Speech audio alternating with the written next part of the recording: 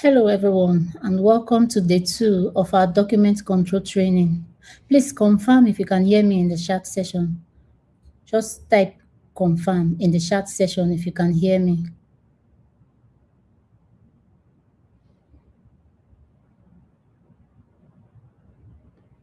Please, for those of us that has joined, kindly confirm you can hear me. Type confirm in the chat session if you can hear me. Thank you very much, Ruth Motiga. Thank you very much. So welcome to day 2 of our document control training for beginners. Thank you very much. Thank you for joining us today, and a special welcome back to those who attended day 1. We are glad to have you continue this learning journey with us. Thank you. Yesterday, we focused on the fundamentals of document control, understanding the role of a document controller, key document types, numbering systems, revisions, transmitter, and basic workflow used across engineering, procurement, and construction, including oil and gas projects and other corporate environments. Thank you very much for those of you that are confirming. Thank you very much. So today's session is designed to take things a step further. You'll gain insights into managing document registers and trackers, handling transmitters and approvers. You also gain insight into controlling revisions and superseded documents, coordinating with engineers, vendors, contractors, subcontractors, and clients. You also gain insight into avoiding common document control mistakes on projects. I hope we're getting excited. So today is especially important if you want to understand how document control works in practice beyond theory. So we are not just going to be telling you theory. What you're going to gain from today's insight, you're supposed to put it in practice in the future or now. Okay, so day 2 is ideal for entry-level document controllers seeking practical exposure. It's also ideal for professionals currently supporting EPC or technical projects, and then anyone looking to strengthen their document control competence. So if you are in those categories and you are here, just know that you are in the right place. So by the end of this session, participants will have a clear understanding of how document control operates in real-time project environments, preparing them for advanced responsibilities and professional roles. So as we go along, please feel free to drop your questions in the chat session. Engage with the discussion when prompted. So when it's time for questions and answers, kindly engage. Take notes as practical tips and real project examples will be shared. So we'll be sharing practical tips, real project examples, and what you see in the industry when you eventually start using this knowledge for work in your career. So kindly ensure you avoid any form of distractions. Keep your phone silent if you need to keep them silent. Turn them off if you need to turn them off, okay? So before we proceed, please know that this training is being delivered live, and the recorded video will be on the YouTube channel for learning and reference purposes only. So without further delay, let's get started with day 2 of the document control training as we invite Mr. Ebenezer Esiaye to take us further. Thank you very much.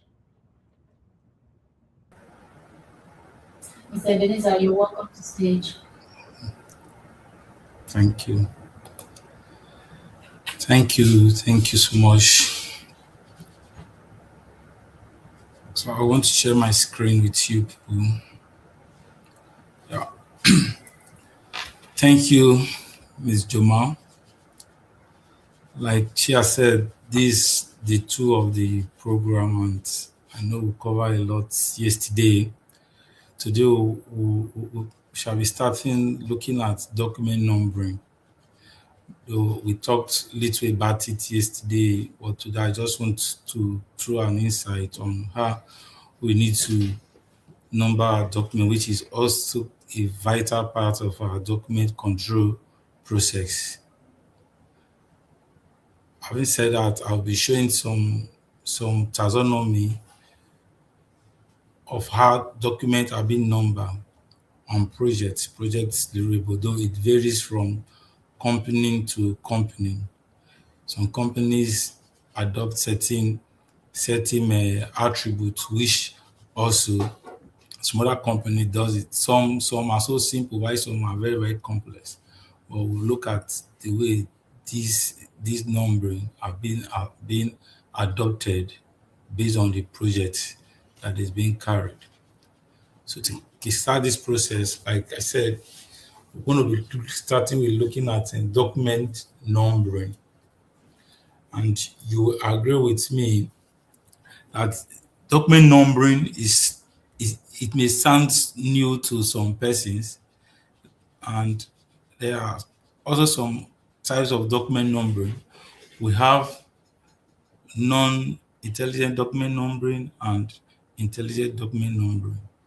As we proceed, I will like specify the two type and show the differences. You also agree with me that is a scheme that most people don't seem to understand. They just probably think a document number is something you just pick and you assign 1, 2, 3, 4 to know. It's beyond that. There's what we call project location on document numbering, facility code, and all of that. With today's training, you will understand what it's all about. And you also agree with me that it is very, very difficult to assign document to a two-man company. I mean, a system where we have just like 10 person and a project that is running for some billions of dollars. So the numbering philosophy will certainly be different. So having said that, I said the practice is of document control varies from organization to organization, and it is very, very difficult. So most people lack the understanding of its complexity. That is the reason why I begin to say this. So it's just like when you look at your BVM, it's for you to identify certain document and the classes that they fall into. That is where the type come. So when you merge all of these together, it's comprised of the document type, the facility, and the serial number, sequential numbers that is assigned to it. So when all of this is put into place, then you begin to have a functional MDRO for traceability purpose and tracking.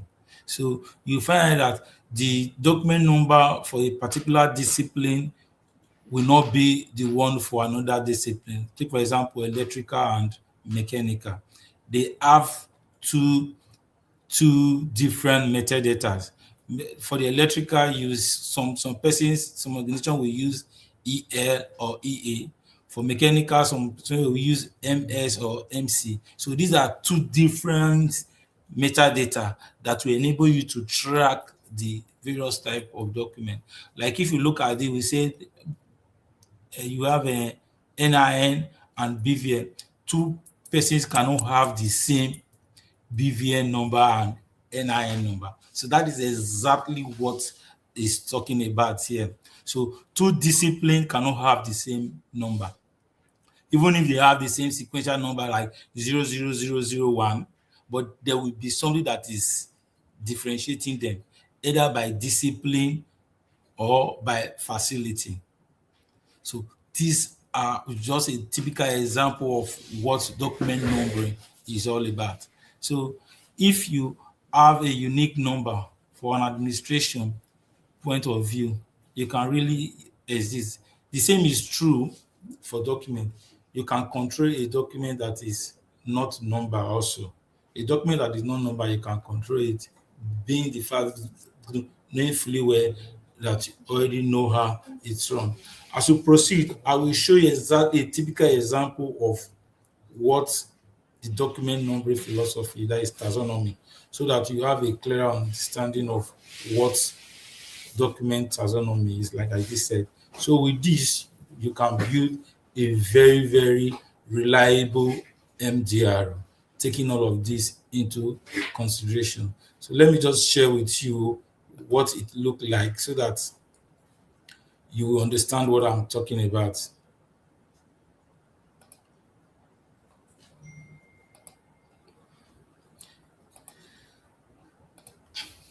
Can you see my screen? So if you can see my screen, this is exactly what I'm talking about. You talk about document numbering. It varies from organization to organization. Like you will see some company, yeah, it means stand for administration. Some other companies will not even look at this. Yeah, you see B stand for construction. So you can see that the taxonomy different. It varies from company to company. This is a project taxonomy. So this is what it looks. So it's from here now that you begin to generate your numbering in respect to the various this discipline, whether it's mechanical, electrical, civil, and process, all of that. So this is exactly how the numbers are being generated. Although it is client driven, you get this template from your client. So this is a typical example of how document numbering is being generated. So you will see here, you see discipline code, you see document type, short code, you see the document name, which is the title, then the description. Is this description now that will enable you to choose the document type to know where the document belongs to, whether it's admin document, whether it's electrical document, whether it is instrument, mechanical, and all of that. So it's as easy only if you are determined to want to know. So let's move further to go here. So like I was saying, so that is how we generate numbers for project document. Although it's not limited to the oil and gas sector only, but if you know what you are doing, it's applicable to every sector. Just get the basic, which is what we are doing today. Now, in considering our document numbering design, so many things need to be taken into consideration. You make the number serve the need, what you need it for. Before you begin to assign number to document, the first thing you need to do, you ask yourself the question: does it meet the need what I want to use it for? Does it document need numbering? Will it serve the purpose? So these are some little things you need to ask yourself. Design it to last. In other words, when you assign number to document, like I said, your MDR is a lifetime document. So with the number being given to a particular document, so long as that MDR exists, that number will exist with that document. It will also help for tracking and traceability purpose in case of where you want to search for a certain document for reference to carry out some other tasks. So it's as easy as that. Use familiar codes for numbering.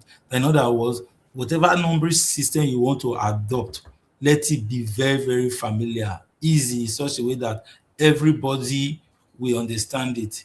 Even when you are not around, they will see it to say, yeah, this was what was adopted in this project. So it will be easy for everybody to understand. Use a very familiar code that people can use to identify whatever documents you want to use. Ensure the scheme is documented and communicated to user.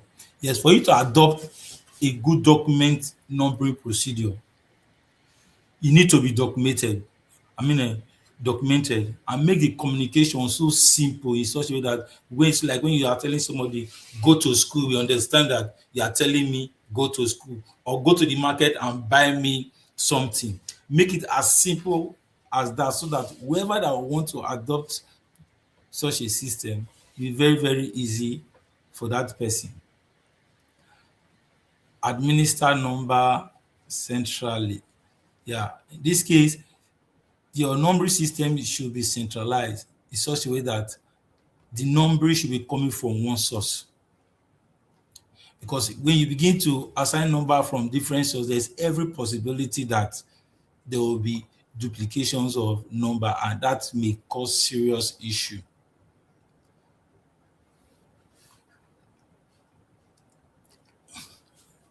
Then intelligent number, like I just said before, I said we have intelligent numbering and non-intelligent numbering. These are some of the things we also need to take into consideration when we are assigning numbers to our document.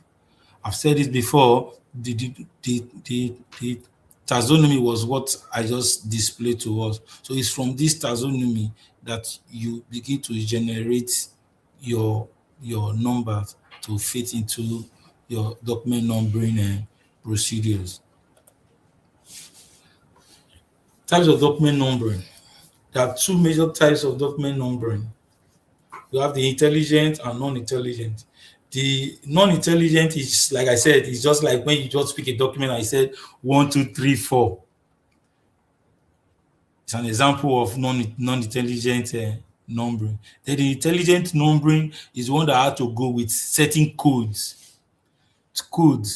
like facility code, document type, and all of that. If you just take, for example, if you want to send out a letter now, you already know that is a letter. There is a particular code that type of a letter you will use, which is LT. So whoever sees such a code will know that this numbering is for a letter. Unlike when you want to use EL, you know that EL is for electrical. So that makes it intelligent numbering. So the non-intelligent number is just a number you can pick and just say 1, 2, 3, 4 or 1, 2, 3, 5. So there are two different ways to pick all of this numbering. So these are referred to as intelligent numbering. Number intelligent document can include established statistics values like acronym, like I said before, department or unit, like when you want to prepare a memo to send to your boss for approval. One thing is clear, you indicate the department or the unit where that memo is coming from. These are the kind of intelligent numbering. So that whoever sees such a number will know that it's coming from the electrical department, either from the electrical department or from the HRO department or from the mechanical department. So there's a particular acronym that you use to distinguish between an intelligent numbering system and non-intelligent numbering system. So when you get all of this in place, you see that you are building a very solid document control system in your organization. So let's just probably run through this test knowledge to see if we really grab what we've just talked about. To you, Jay.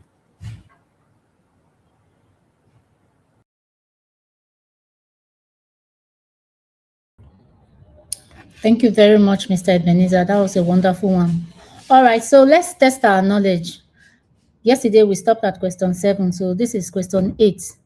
From what Mr. Ebenezer has said today, let's test our knowledge with this question. He said, a small organization with just 4 or 5 document users and 10 or 15 papers used internally can get by dash document numbers, A with or B without. So please, you drop your response in the comment section. If you're like we did yesterday, if you're answering for question A, just say 8A or 8B or 9A or 9B. So I take the question 9. It said, click on the image that represents an example of non-intelligent document number. So which of them, C or D, which of them is a non-intelligent document number? Can you drop your responses in the chat?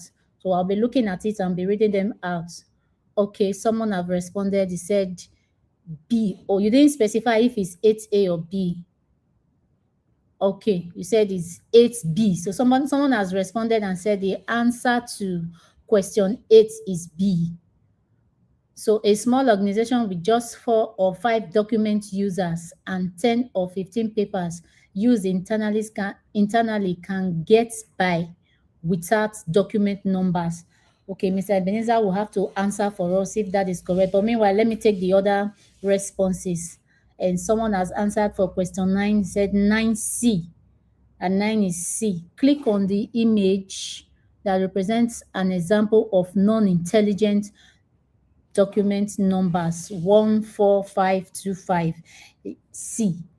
And then somebody else said 9C as well. Okay, so I'll bring up Mr. Ebenezer now to confirm if these responses are correct. Mr. Ebenezer, please confirm for us if these Yeah, responses are correct.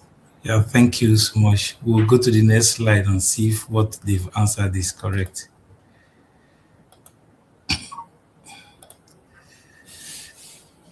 For the next slide, it's supposed to give us the answer. The first question A there, the number 8, the answer is B, is A, without document number. It says a small organization with just 4 or 5 document users and 10 or 15 papers used internally can get by without document numbers. So the answer there is A. It says just 4 or 5 document users. So you can do without document numbering. The the number 9 question there, it said click on the image that represents an example of non-intelligent document number. The answer to that one is 9 is C.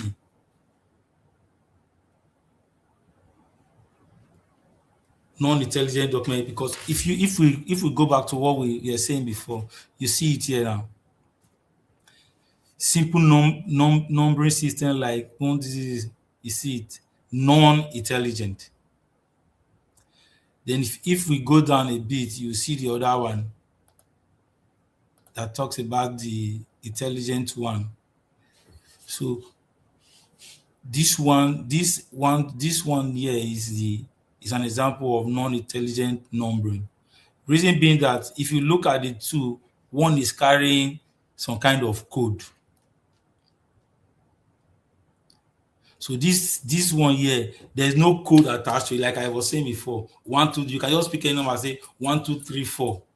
So it's non-intelligent document numbering. But for the one that have a code, is telling you that this one is intelligent numbering because it is classifying the document based on the document type, the facility before the serial number, which is so the 9C there is the right answer for that very one. So we'll move further. I want to talk about templates. Yesterday, we just threw some little light on document template. And somebody was asking the question yesterday, do you have to, if you have a project, is it the client template you will use or your own company template? For a period to kickstart, certainly the client will always give you a template. And a template is a pre-made style and content manual for a document that illustrates how the product should look. It serves a starting point for fresh document creation and is crucial to the efforts to ensure the quality of the content. In other words, when you want to start a project, certainly the client will give you a template of what you will use. And inside this template, all of these things are captured inside it. What makes the template?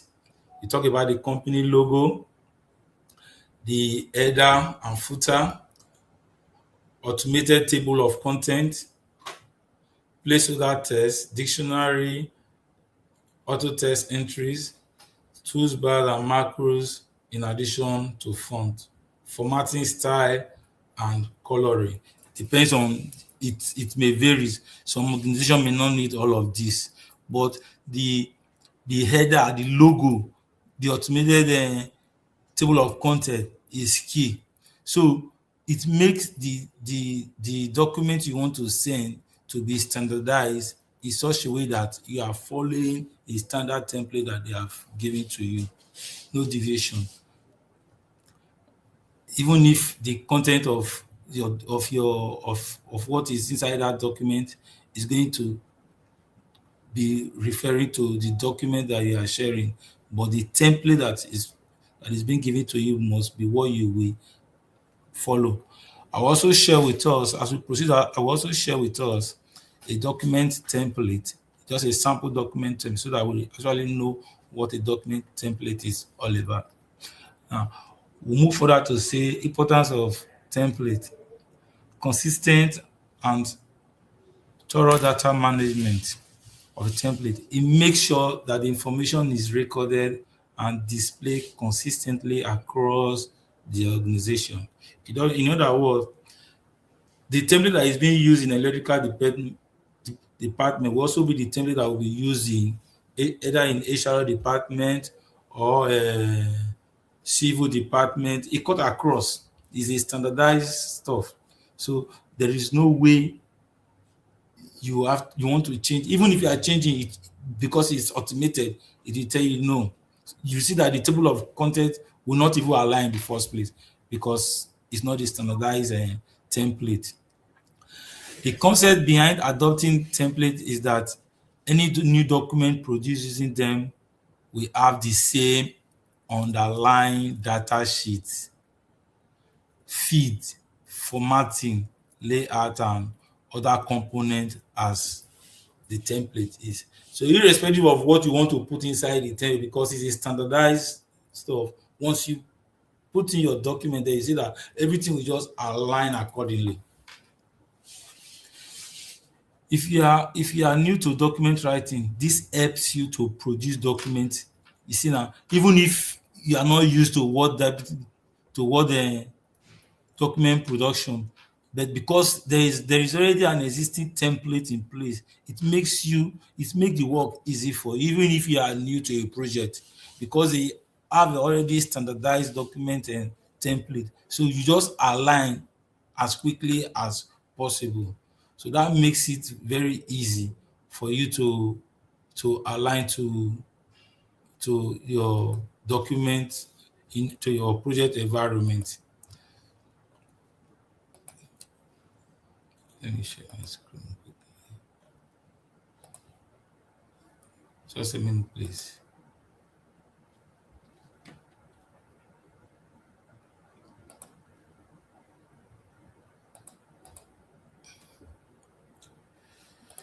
So let me put on a slideshow so that people see what I'm talking about.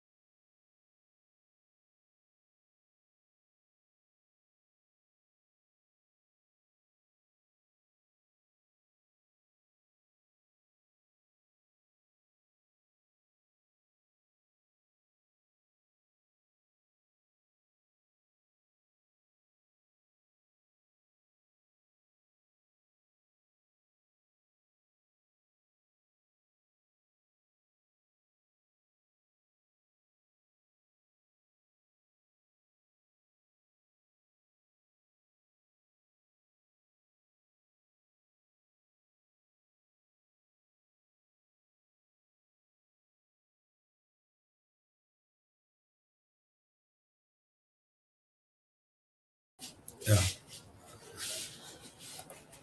So, like I said, we are talking. Sorry for that breaking transmission. We talked about importance of template. Now, we also want to look at parts of a document template. The key parts of a document template.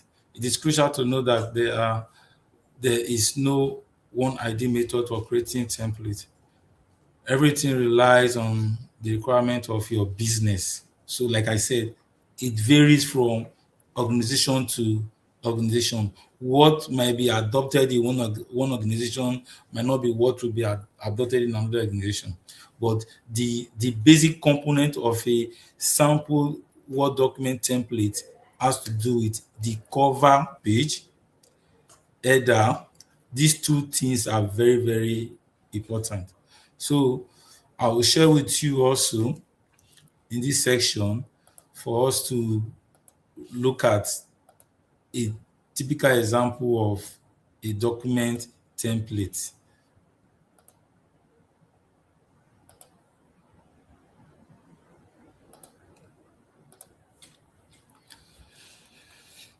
If you can see my screen, this is just a sample document template. Yeah, you see at the top, here you have the client's logo, the client that is giving you, that is awarding you your project. This is their logo. The logo will be here. It also varies. Some company might tell you that both the company that is awarding you the contract and the contract, both logo should be on the template. One can be on the left hand side, or the other on the right hand side. So this is just a sample display of a template. So it has to do with the document number, the date, if it's the date you are sending it, if it's going to be on probably report, it's come from yet the period, cover within the period. Then the company name that is awarding the contract. Then at this way, you need to classify the status. Is it restricted to project only, or so? Now, name of the project is key. You can have 10 different projects. You will notice that the template might not be the same. So the name of the project is key to distinguish between which project uses which template. Then the document title. So this is a typical example of what a template looks. Some persons will just some organization will adopt this table at the cover page. So while some we put the table at the second page. So the revision, the date, description, originator, checker, and approver. So this is a typical example of how templates look like. Then here you have the approval format of what need to be adopted. So this just so you now find like if you see like this one, there's no table of content. Some other ones will put table of content. So as you come here and insert your table of content, it will now be if it's automated, if it's automated, before you know it just take it automatically. So that tend to make the work easy. But some they only give you the first two page, which is the cover page and this history page, or maybe this one. So you just need to just come here and copy your document from where you are copying it to and insert it here. You've created a document. So this also also talk about document creation. So when you want to talk about document creation, this is how it started from the template and inserting your content of your document. So we'll go back. Now we've talked about it. Let's have a test knowledge on what we just talked about to see if we are really grabbing what we are talking about. What are you, Jima?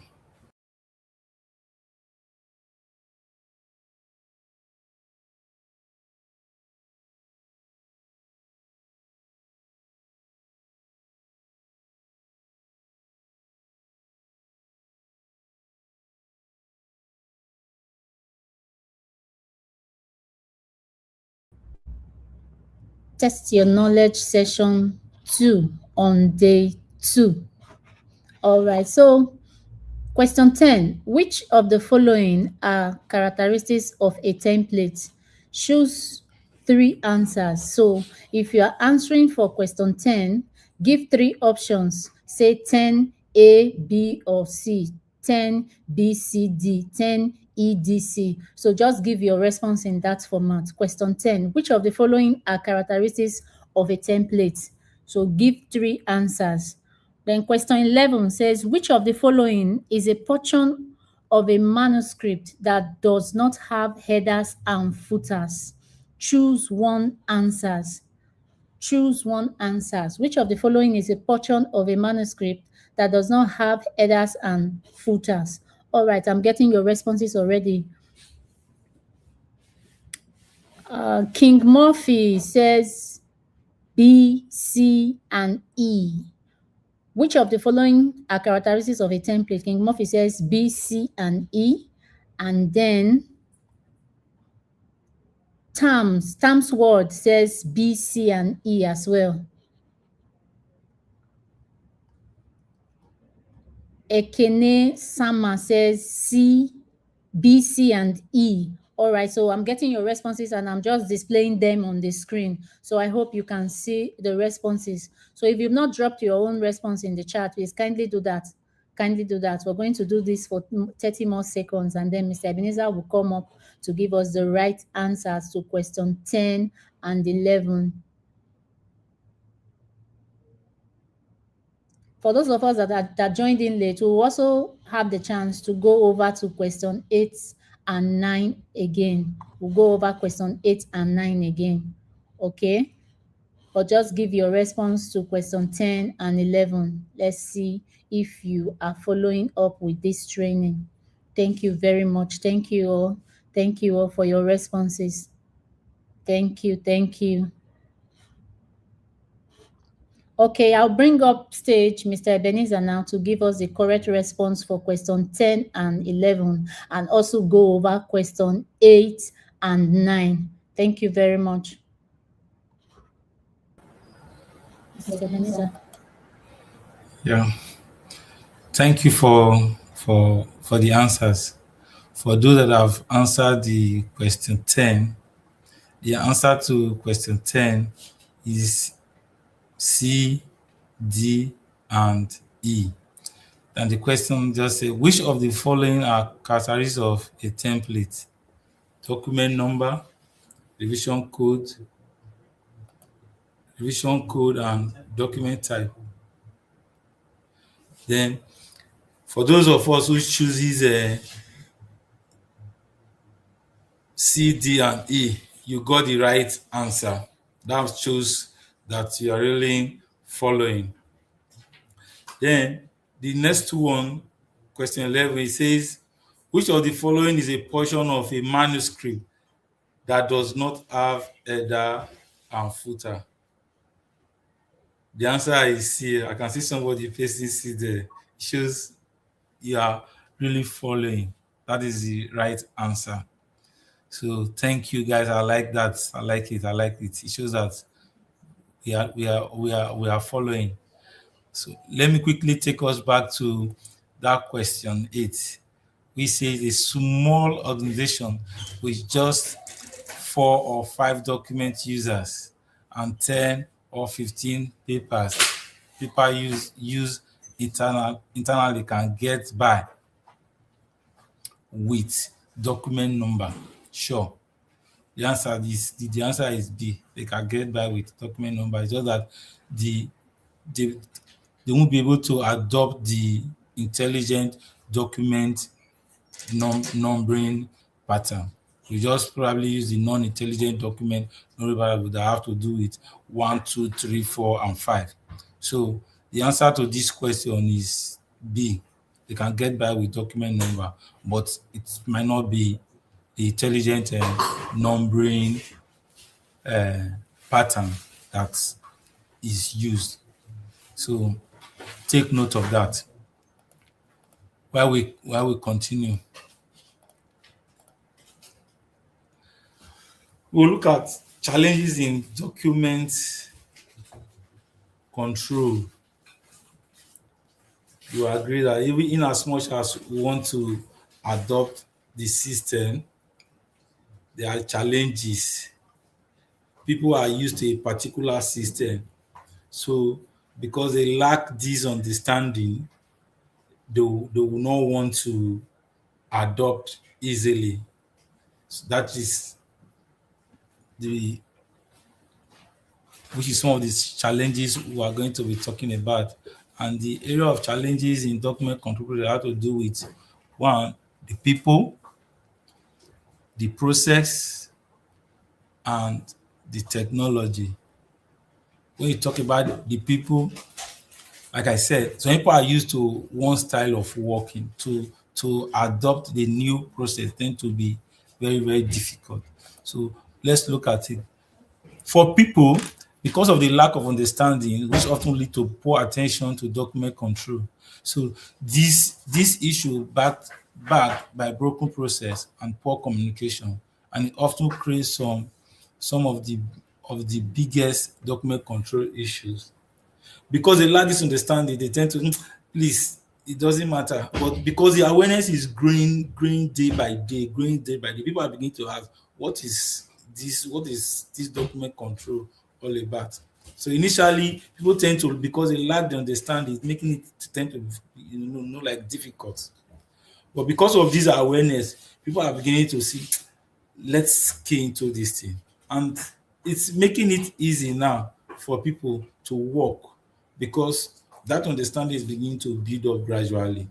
So you need to activate in influencing key decision making and to other stakeholders. So when you go to an environment where people, the process is already in place, you find out that it becomes very easy. Unlike when you come to a place where there is no idea about document control, you that is bringing the idea, you surely have some challenges because they are not used to it. So that is where people tend to be a challenge in adopting document control process.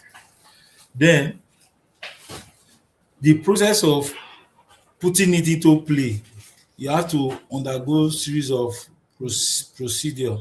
And for you to have this done successfully, somebody need to take responsibility. Somebody need to take responsibility in order to have a solid and appropriate technology which can help you gain the trust and support of users and top management. You need to convince people that the process is worth going into. But where there is no conviction, it tends to become an issue. So the process at which you intend to deploy this system also need to be taken into consideration. Then we also talk about the technology. What are the things that need to be put in place for this process to be working? A lot of persons have not heard about EDMS. So it's a technology that need to be put in place where if you want to take it to a place where they've been used to this manual way of handling documents, it will not be easy. But when you have a system that is running, like the DMS system, you have place where SharePoint is being used, you see that these are latest technology making these documents accessible from any location in as much as there is network in your device. So technology also has make it easy for people to have this system in their place, which tend to make it faster for document retrieval and all of that. Unlike where we are using Excel as a manual process. But with the current technology in place now, it tend to make the system to be easy and it tend to reduce the use of paper. Makes approval very, very easy when you need document to be approved. So technology has also helped us to improve the process. Next, to talk about quality assurance and quality control. This is one key area If you recall yesterday, I also talked about it. Quality is key in anything we do. Quality is key, and that is where we also need to talk about the quality of our document. It's better you identify the problem on time and stop them before they start happening. If the quality of the project is aligning from the beginning, it will follow that same trend to the end of the project. But if you don't get it right at the beginning, if you don't get the quality right at the beginning, you find out that everybody will be misled. There will be confusion. But once at the beginning you get it right, you've addressed it from the beginning that this is the quality we want to maintain, this is the standard we want to maintain. You find out that everything will be working smoothly. They say that prevention is better than cure. So it's better not to allow it to happen than it happen and you begin to spend money to fix it. That is where control now comes in. So it's better you identify the problem on time and fix it from the onset so that you not run into issues. So therefore, try locating and fixing this issue is the goal of the quality control, like I said. So you need to identify this issue and fix them from the onset so that everybody on the project team, on department, on the company will be carried along. There will be no room for lapses, no room for mistakes. You set the quality assurance and the control process from the beginning of the process so that as it starts running, wherever there are issues, people will identify such issues as quickly as possible and fix them at the right time. There won't be need for extra cost. There won't be need for delay or whatever that may want to come up at the end of the day. So it will also eliminate reworking.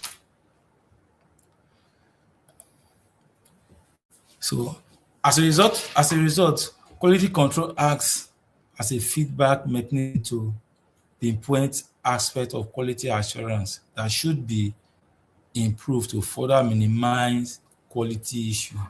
So it will also eliminate flaws where you have a flawless process in place with quality and with quality control and quality assurance. You are rest assured that you're on the right track.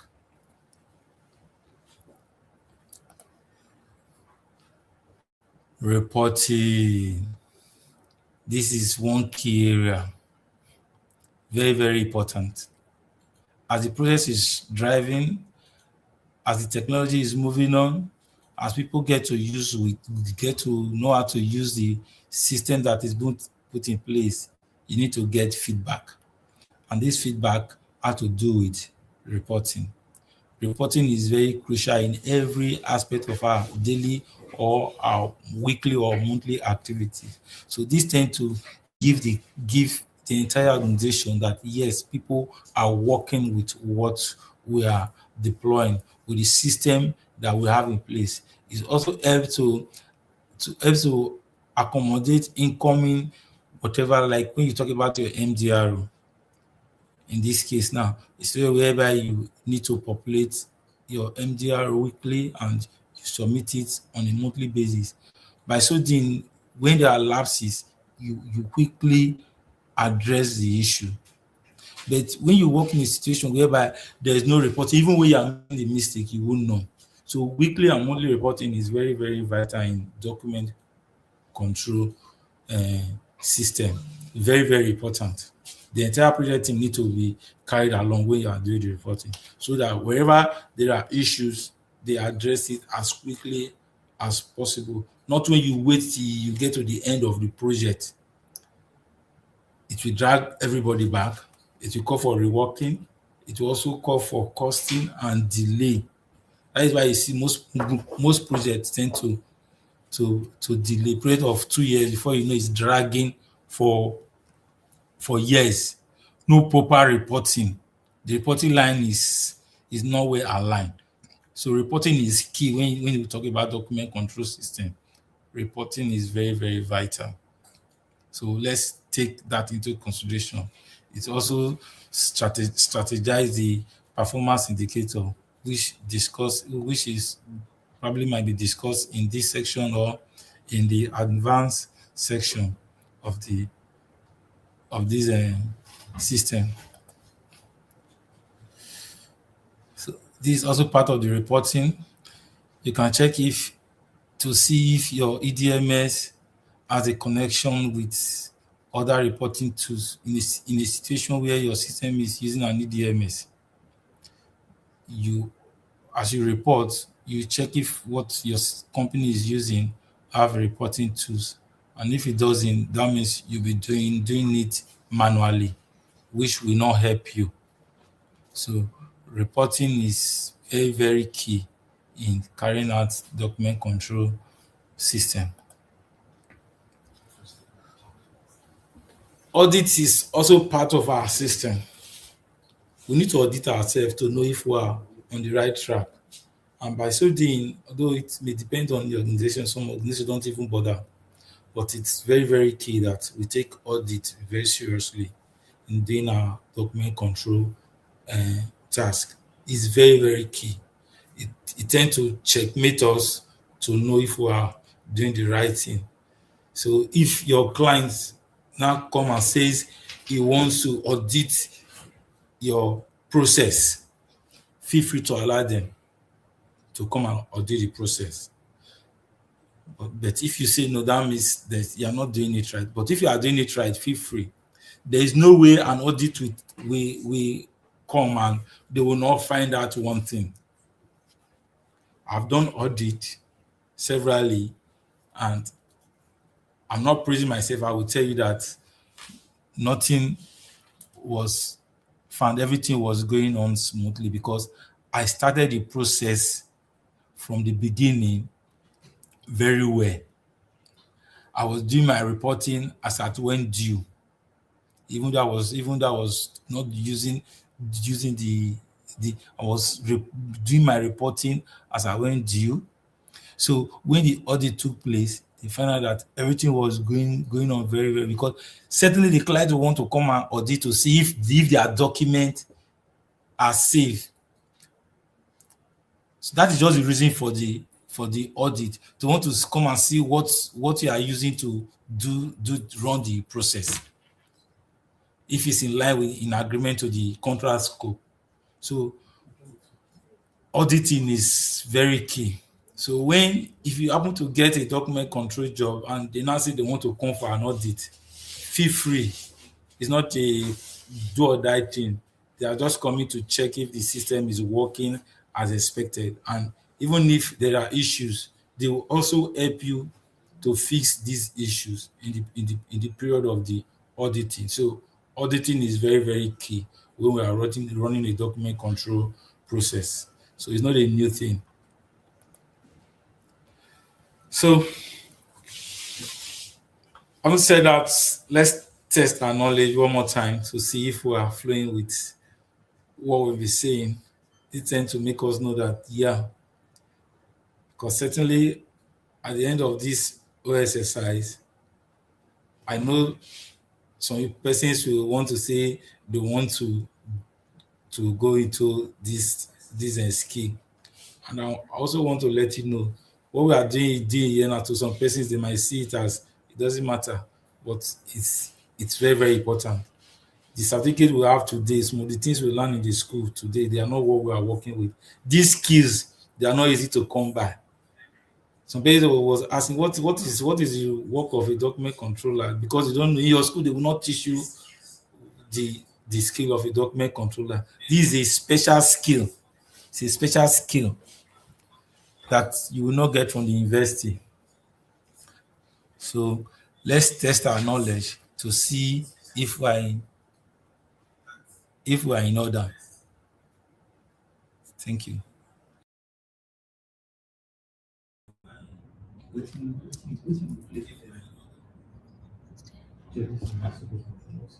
All right. All right. So question 12 and 13 is upstage.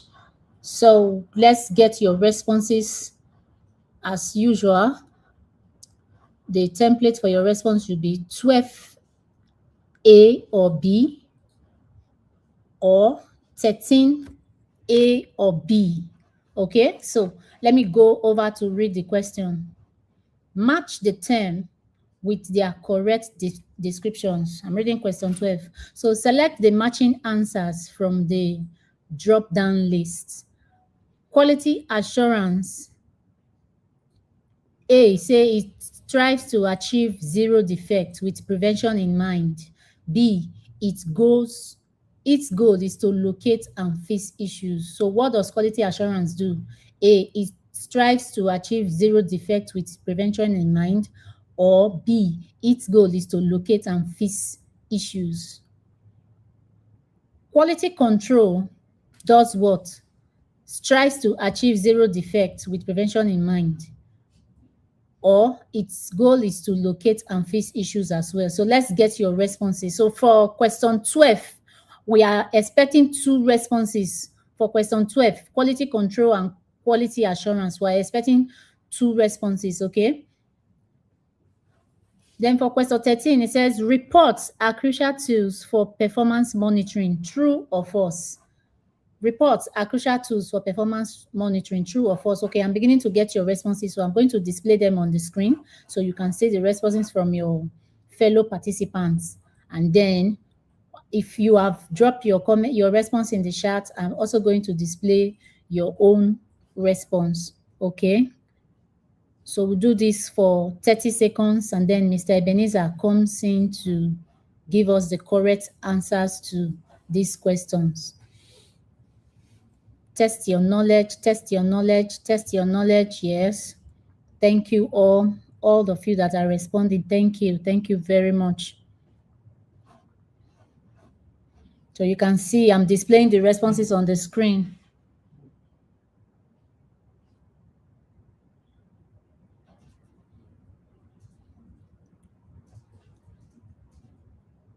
Please drop your response in the chat. Drop your response in the chat. Question 12, A for quality assurance or B for quality assurance. Also question 12, A for quality control or B for quality control. And then question 13, true or false, A or B. Let's get your responses.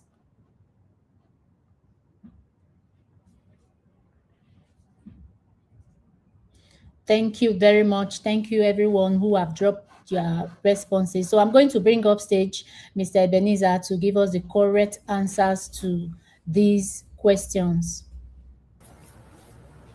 Mr. Ebenezer, you're welcome up stage. Thank you, Joma. I must tell you, these people are very brilliant too. These people are brilliant people, honestly. The answer to question number 12 is A. Why the answer to question number A for quality A, assurance or quality yes. control. We have If you look at our presentation, you talk about zero defect. Prevent them from happening. Then the quality control, the answer is B. You fix, locate and fix issues. So if you don't mind, let me just take us back so that we understand what I'm talking about.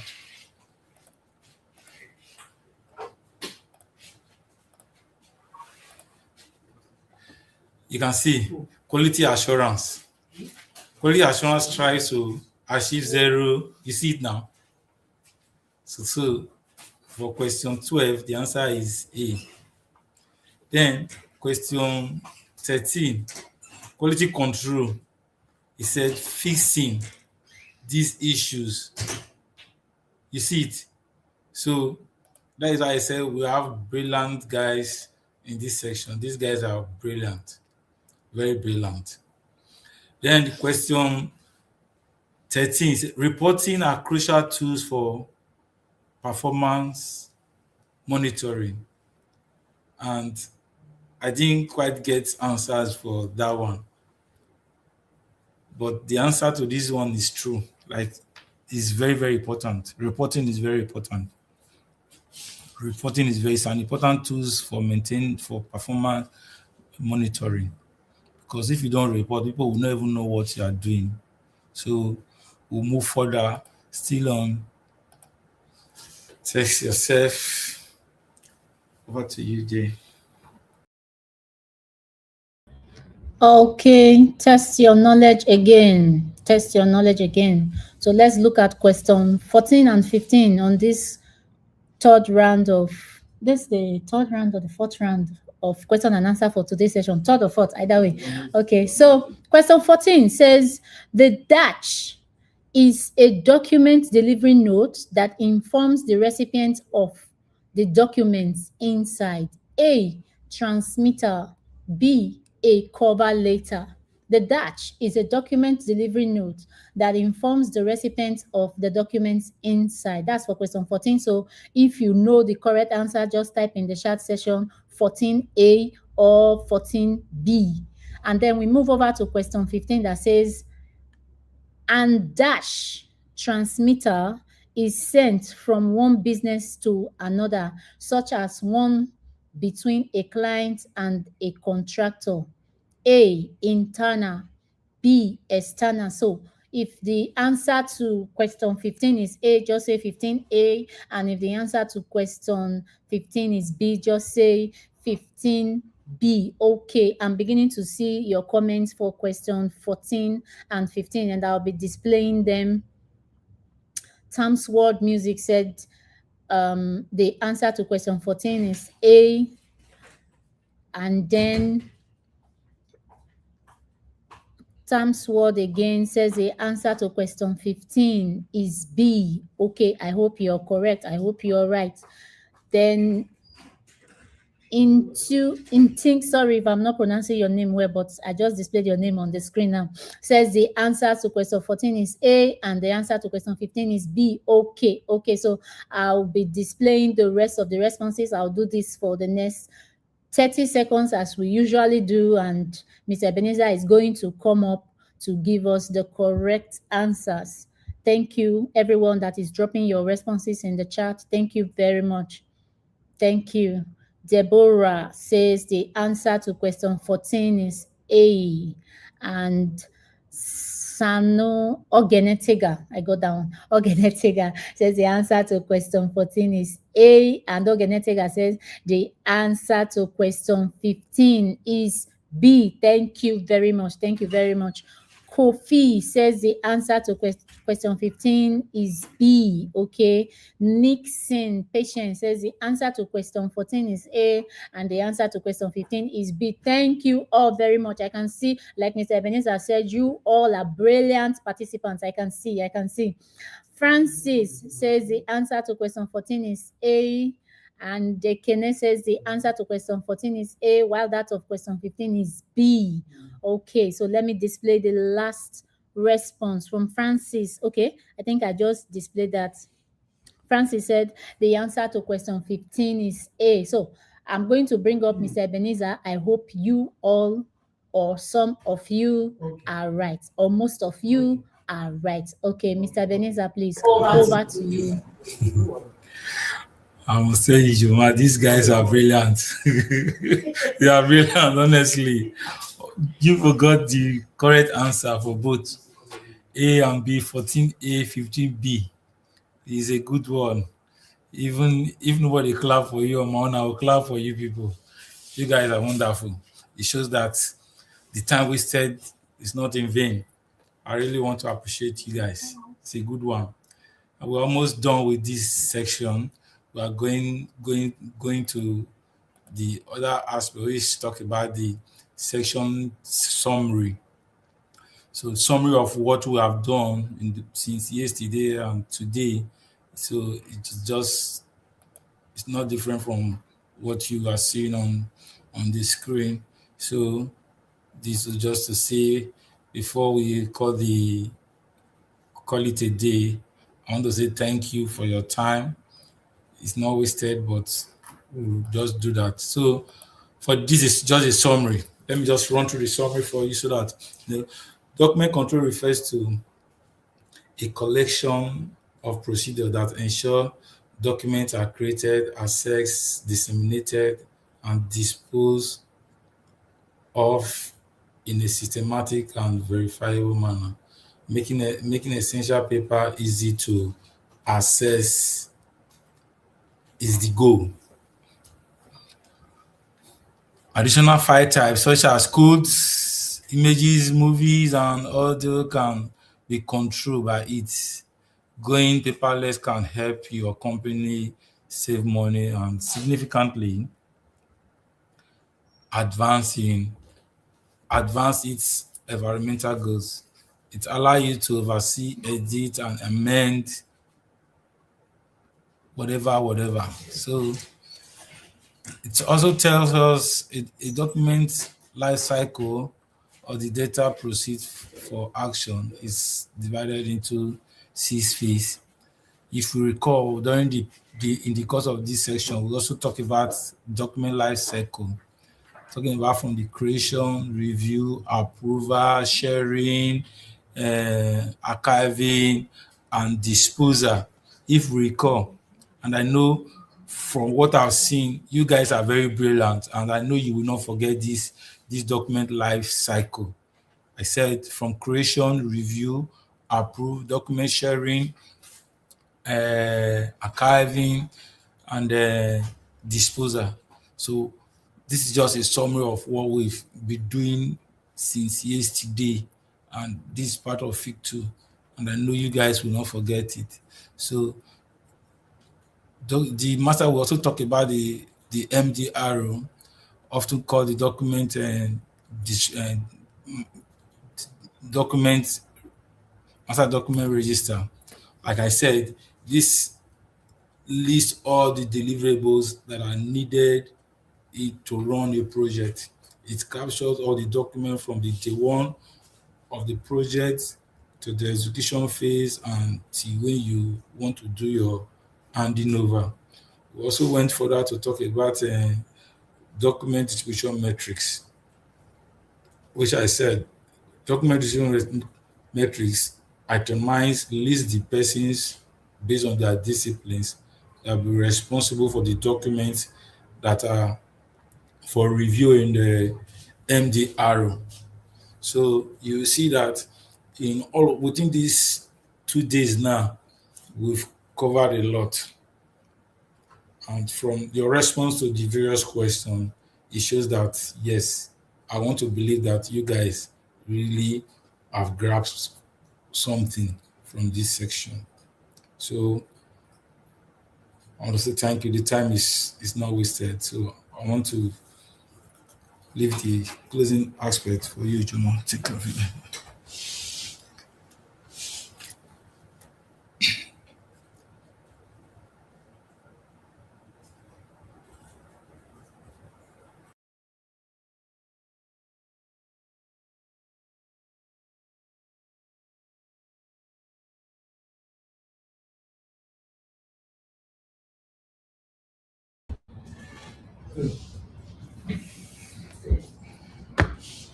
I hope we all have learned something. This journey started since yesterday, and we must draw the curtain at this point. But before we go, I would like to know if you have any question. If you have any question, please let's get your questions in the chat session as well. Let's get your question in the chat session. And like we did yesterday, we can also bring you upstage to ask your question live and direct. I'm going to display the link for you to join us upstage to ask your question live and direct. So just click on the link and you'll be given access to ask your question directly in the studio.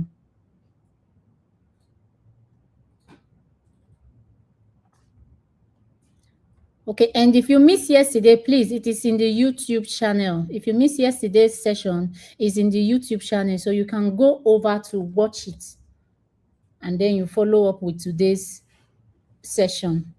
Okay, so the link to ask your question live and direct in the studio has been displayed on the screen. So please kindly click on that link and we'll connect you live to ask your question in the studio. Thank you very much. But if you want, you can also ask your question on the chat. Kindly paste your question on the chat.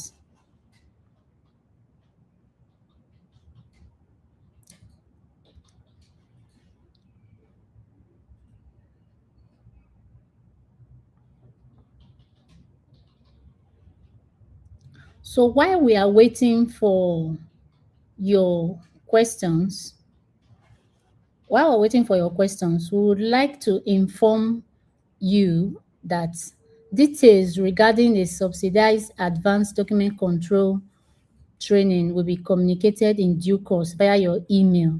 So who is this advanced training designed for?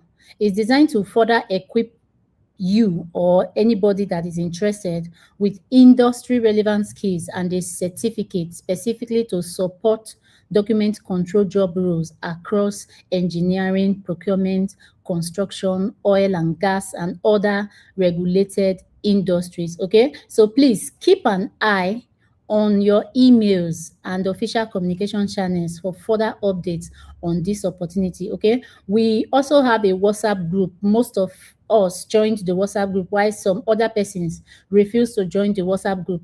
But for reference sake, we are going to do an email to all of you, sending you the link to that WhatsApp group, because we'll also be dropping document job control rules that you can apply to in that WhatsApp group. Okay, so we're going to do a mail and send you the group link so you can join the group, because that is the only place you can get updates on document control job rules. Okay, so we thank you. So if you have questions, please let's have them in the comment section, or you can come up stage. You can come up stage by using the link that is displayed on the screen. Okay. So for inquiries on advanced document control training, one-on-one mentoring sessions, and organization or corporate document control training that are tailored to EPC, oil and gas, and other regulated industries, please contact the numbers on the screen, or you can send an email to the email addresses on the screen. So your email will be treated accordingly. Okay.